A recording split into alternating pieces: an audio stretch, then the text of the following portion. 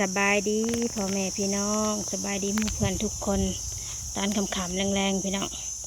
ตีดอกปลายกิ่งหักสิเลิกแล้วแหละพี่น้องเลยอยู่สวนบอนมาหลับใหม่พี่น้องช่วงนี้ก็ตีดอก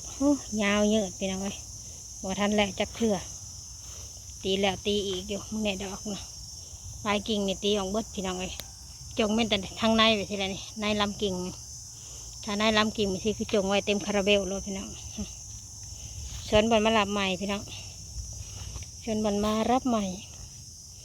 ที่ดอกปลายกิ่งโอ้สี่เถื่อนี่แหละพี่น้องมาหล่อตีนะแล้วไปเลยเถื่อที่สี่แล้วมาลำนี่กระดอกดอกออกขักออกดีพี่น้องเอ้ยออกกระดองเนี่ยเบิ้งเนี่ยปุ๊ตีลงกองจิงเทคเนี่ยกระดอก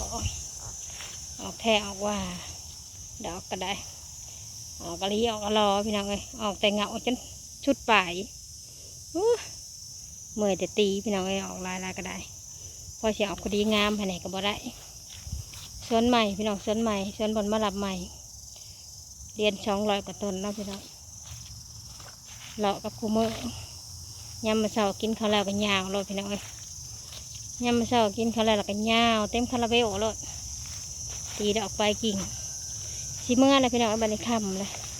สิเมื่อหอกเมื่อเฮือนแล้วบัดที่นี่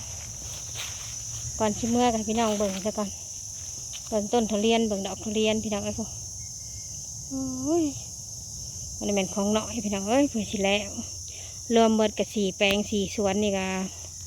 เหมือน500 ปลายพวกพี่น้อง500 ปลายต้นพวกแลนชนนั่นแลนชนนี่กลับไปกลับมาลำไปลำมาตีจนเท้ามาอักษรกำปั้นเลยพี่น้องก็จะที่เช่าตีดอกปลายกิ่งเลย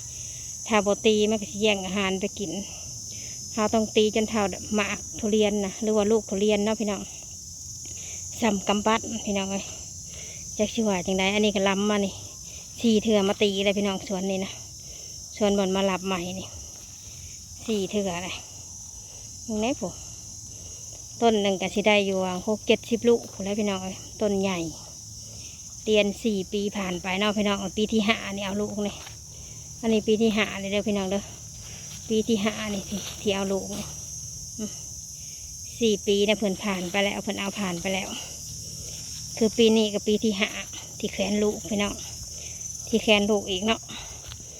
ต้นใหญ่ได้พี่น้องไอ้พวกต้นหนึ่งก็จะได้อยู่70-80ผลคันต่ำก็60 ลูกพี่น้องเอ้ยต้นหนึ่งก็ได้พวกเบิ่งก็นะเต็มคาราเบลพี่น้องเอ้ย200 กว่าต้นบ่ได้ธรรมดาแต่ละสวนแต่ละแปลงก็ได้ให้พี่น้องเบิ่งไปรอบๆบ่ค่อยมีเวลาปานใดช่วงนี้พี่น้องเอ้ย